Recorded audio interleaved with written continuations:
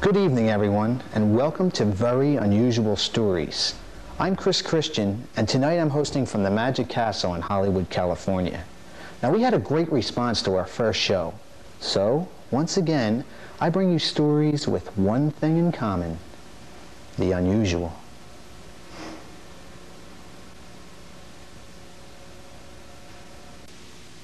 Now, our first guest tonight is Art Finkelstein. Now, Art describes what he encountered, as I will say, in a very unusual and calm manner. But what if it was you or I, and we came upon the eyes of fire? Would we be lucky enough to tell our very unusual story?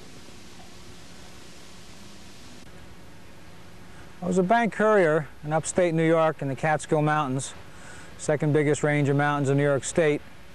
And on my drive south, been hearing reports on different local radio stations of people spotting a pretty incredible sighting, a flying birdman with flaming red eyes, having been seen in the Sean Gem Mountains, a range of mountains about half the size of the Catskills to the south of the Catskills, about 2 hours north of New York City. Well, the Sean Gem Mountains was on my route home certain days from Poughkeepsie, New York, if I chose to go that way. After hearing the reports for a few weeks, reports stopped on the radio, and then I read a couple of newspaper reports about the same thing in the Middletown Record.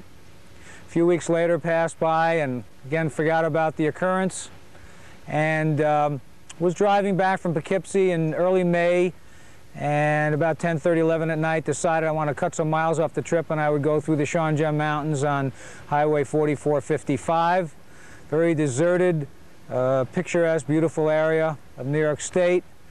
Being early May, it was completely deserted. There's a few ski resorts there in the winter. Some people climb the mountains and go caving in the summer, but this was early May. It was completely deserted. I was the only car on the road. And as I was driving in the heart of the Sean Gem Mountains, incredible sight took place. I was driving along. All of a sudden I felt a presence. I had no idea what it could be since I was the only vehicle or person for miles. I turned my head over my right shoulder and nearly drove off the road as I saw the Flying Bird man following my bank station wagon about 10, 12 yards behind me, just above the height of the station wagon, just gliding his giant wings right behind me with his flaming red eyes staring right at me. I controlled the vehicle and I try to control my emotions and the fear and anxiety inside of me. I quickly made sure the doors were locked and the windows were all rolled up and controlled the vehicle. Tried to get another glance up and turned over my shoulder again, and he stared me in the eyes with his flaming red eyes. He had fangs, he had soft black hair on his face, a humanoid, intelligent but fierce-looking face. I tried to hold down the emotions and keep fear out of my mind and just stay focused on staying on the highway and not crashing. He kept following me and he stared me in the eyes with both a fierce and intelligent look. The intelligent look calmed me down a bit, but it was just as if to say, I'm in charge here, I'm observing you. You just drive, I'll do the looking. I decided that was a good idea. I just kept my head straight and drove straight on. I did glance in the mirror to make sure I wasn't seeing things, to make sure that this was really happening. This is not exactly an everyday occurrence. And as I stared back, he was staring straight into the mirror, into my eyes, again saying, I'm in charge, that I can be extremely fierce if I want to be, and that's all I needed to know. I just kept driving straight ahead. Like I said, he had fangs, a humanoid face, about 5.5, 6 feet tall, a wingspread of at least 5 feet, and those flaming red eyes, something I'll never forget in my entire life. As I continued to drive, a few more minutes passed, I decided to take another look, just a quick glance in the mirror, and he was gone.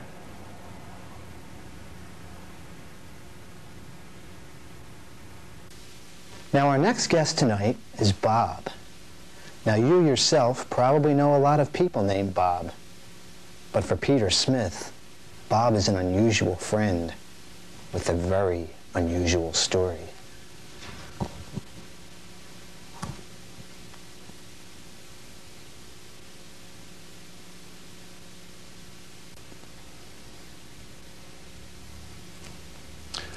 This is Bob. Bob's Burmese python, 5 or 6 years old, 35 pounds, and right now he's about 10 feet long. Moved out to California about a year and a half ago, and a few days after I got here, decided it was time to feed Bob, because he made the whole trip in like 5 days with nothing but, you know, a small cage, and his head was going for 3,700 miles. So, go up to, what was it, Slither City. They closed, they now Reseda Reptile, but went up there, got a couple rats, because Bob eats rats alive. Well, he kills them, then he eats them. But we go up there, get a couple rats, come back, and I'm living with my friend Matt, and he's got one of these little islands, and behind it there's, you know, a stove, oven, you know, a little kitchen kind of area. So this is linoleum, and I always try to feed him on something that will not absorb blood and such, because sometimes there is. And we put the rat in there, and we block off the escape route with a guitar case. And the rat's walking around the floor, and we put Bob in there. He doesn't see the rat. He's just someplace else, doesn't know what the heck he's doing. And the rat's walking up the baseboard, and on the ends, there were these spaces about this big. Not on the board that you could see on the side, but up underneath. The rat was like halfway up in this hole inside of the, you know, side of the kitchen by the dishwasher. Bob sees the rat. Bob chases the rat. All of a sudden, he strikes. Now I got 4 feet of snake inside the wall through this little teeny hole beside the dishwasher. I got 4 feet of snake out in the kitchen. You can hear thunk, thunk, thunk, and the rat screaming and everything because he grabs, wraps, and squeezes. And they're having a good time in there. So he's busy killing the rat inside the wall, and I'm going nuts. I'm pulling the dishwasher. How am I going to get my snake out? I'm going to have a snake in the middle of the wall. I'm going to have to stuff rats in there to feed it and hope it comes out someday. How do I tell the landlord who doesn't know I'm living there that there's like a 8-foot python in his building now, loose? No small children, no cats, things like that. He'll eat them. But eventually kills the rat and starts to pull it out. And his head drops down into a space that was in the wood. There was a little gap. He's too thick back here, but when you get up to the head, it just thunk. And he was stuck just like that. Couldn't move. Of course, he's got a rat too, and he doesn't want to give up the rat. He just fought hard for that rat. So I had to pick up his head and pull his head out while he's hanging on to the rat. And like right now, he's a little agitated because he hasn't eaten in 3 weeks. It's about time to feed him. But after he eats, he's really on the go. Both brain cells are firing, and he'll strike at anything that moves. So it's kind of risky to go near him after he kills. He's all wound up. And that's the story of the rat in the wall. An unusual story can be told in many ways. If you get a chance, see these films. And we'll be back in a few minutes with more very unusual stories.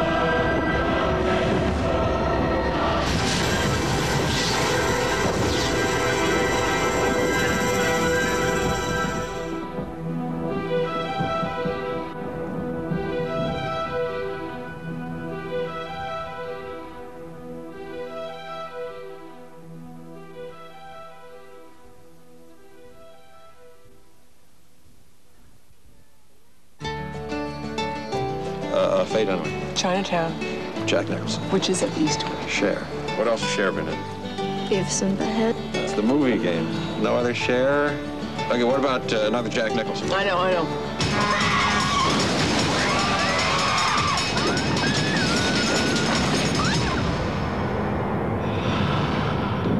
Many people believe the road between life and death can only be traveled in one direction.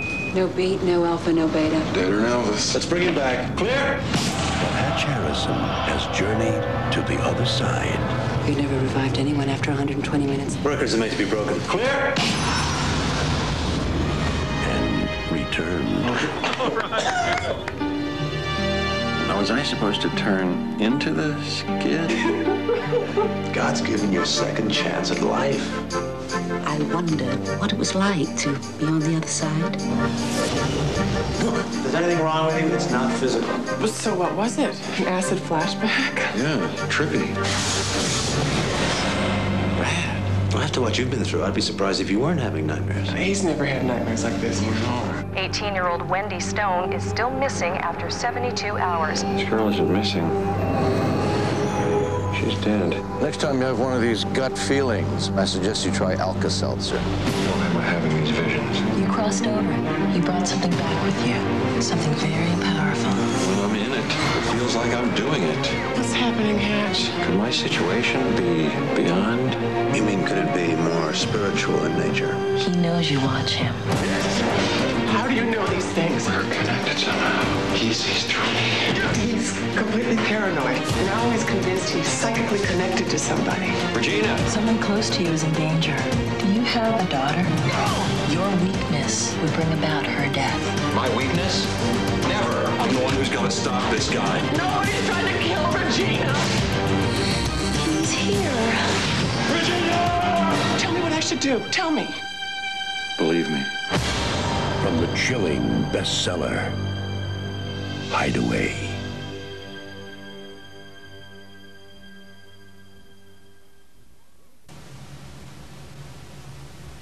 What is it like to die? We all ask that question at one point of our lives. But to die and see future life, life which is a part of you, and then come back, that's an unusual story that only Terry Scott can tell.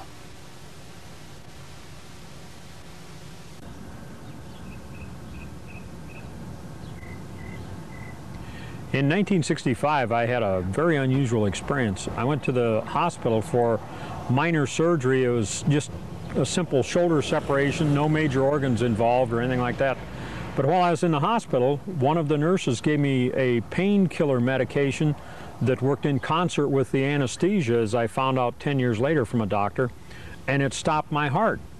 And I had an experience that was quite unusual because I immediately, as my heart stopped, I was on the emergency room table, and I just went right up through the top of the roof, just like being in a rocket ship leaving the Earth, only you see the Earth disappearing down below, and that's the way the operating room or emergency room disappeared to me. It was like going through a tunnel of lights and beautiful sounds that were all embracing and very loving, and it was an experience that nobody understands unless they have been through a heart stoppage or clinical death syndrome, as medical people call it. And as I went through this tunnel of lights, it just kept on transpiring into greater and greater things. And I came up to this, seemed like a tribunal of light entities that they kind of talked to me in a way that nobody could quite understand, because it wasn't a verbal thing, it was more of a thought thing where I felt very loved, I felt very reassured and very much protected, and a very unique experience. But in that process, I was shown my sons before they were born, because 2.5 years later my first son was born, and about 4 years later my second son was born. And it was like knowing things that you can't talk to anybody about, but yet it was so peaceful, and it's given me such of a great assurance. It's like God loves you no matter what, and don't doubt it. And all of the gifts that I was promised have come to me in greater abundance than I could ever dream of or expect, because it's always been far beyond anything I could ever understand immediately or even perceive it coming into the future. It's been a really wonderful thing. But as they showed me all of these things, these light entities that were like silhouettes of light, of what you may consider a jury of 12 to 14 people or entities, whatever you would call them. And it was just so loving and far beyond anything I've ever experienced in my life. And I see this light in other people as I walk through life. I see certain people who have that light, and it tells me that's a good person. That one is one to be aware of and watch out for. But when this light comes through other people, it's such a peaceful thing. You know things about other people that nobody can tell you, and it's a thing where it gives you great security. And when you know what's going to happen in the future, almost consistently and regularly. It's a thing where you walk with a very positive mental attitude. You have a lot of love in your heart. You have a lot of understanding, and you can be all embracing to all people and all things, because you know everything that God gives you is for your good, for your benefit, and to help you grow in a positive, worthwhile way as He wants you to. And this experience has stayed with me for 30 years now, and all it's done for me is make me into a better human being for me to live with, and I guess the people around me seem to appreciate what God's doing with me as well. But my sons are far beyond anything I could possibly dream of.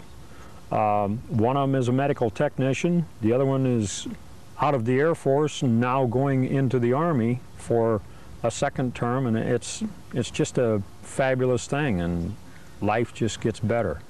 And thank you very much. Now, Kathy wrote to me about a month ago with a story from her childhood which she still remembers to this day. You know, they say a story can last a lifetime, especially an unusual one. Well, I was about 7 years old, and it took place in this house here. And in the middle of the night, like probably around 12 or 1 in the morning, I started hearing footsteps in the kitchen. Not heavy footsteps, just real light. And I would get up and I'd go and look, and there was never anything there. And I began to think that I was just imagining it because it was every single night. And then I had a little poodle at the time. And I knew I wasn't imagining it because he'd hear it too. He would leap off the couch that I was sleeping on and run and look and start to growl. And I knew I wasn't imagining it then. So one night I got up the nerve. I was too scared to do anything about it the nights before, but one night I got up the nerve and I walked and I followed the footsteps. And it sounded to me like they were walking back down the hallway, so I followed them down there, back to my bedroom, which was empty at the time because we were painting it and trying to remodel it basically, so it was empty. And I started to hear, as I got down the hallway, I started to hear what sounded like a child, a little girl crying or weeping, just very, very softly. And it started to get a little bit colder as I got towards my bedroom. And when I finally got into the bedroom, the crying would kind of fade away, but there was a big, like a chill in the bedroom. And then all of a sudden I'd hear this coughing, like someone was choking. Just like the little girl was just choking and coughing and she couldn't breathe, and it was almost like she was wheezing, like and then it would stop and I would see just a little bit of mist, and then I would get an incredible chill. And the windows were shut, so there's nowhere that chill could have come from. And I was terrified. I was absolutely terrified. I was frozen in my tracks. I couldn't move. And I don't know how I got the nerve, but I finally just ran back to the den I was sleeping in, and I went back to sleep. And the next night, the same thing. Same time, footsteps leading back to the bedroom, the same thing. Every single night. And we had a big house and it was dark. The hallway was long and dark. It was surrounded by trees and it was a scary place. So after about a week or two of this, I started getting a cough myself, and it turned out to be pneumonia, and I ended up in the hospital. And I was in the hospital for a week or two, and I was coughing the same cough that the little girl was coughing in my bedroom, the ghost. And it was the same kind of cough, and towards like 3 or 4 days in the hospital, it started to be a wheezing cough, like I was choking. Like, I was doing what she was doing, like, I couldn't breathe. I kept coughing. I was choking. They had me on a breather machine with, the steam so it could clear your lungs. That didn't even help. So finally, I don't know what happened, but I got over it. I got over it, and I got better, and I came home. And I talked about it with my parents, and they didn't want to believe it, but it was obvious to everyone there was a ghost in this house. So they just happened to be talking to some of the neighbors, and it turned out that the couple that had owned the house before my parents had a little girl, and she had died in the bedroom that was mine. She had died of pneumonia right in that room. So I got the chills all over again, and I realized she was either trying to reach me or take me with her somehow. And after I got better from pneumonia and we moved the stuff back in my room, I never heard another sound again. I never heard the footsteps. I never heard anything again of it, but I also never forgot it. I'd like to thank all of our guests tonight for sharing their personal stories with us. As you can see, the world is full of the unusual. Some things we understand, others we try to rationalize, but every once in a while, there are no answers. That's what makes an unusual story. I'm Chris Christian, and thank you for watching.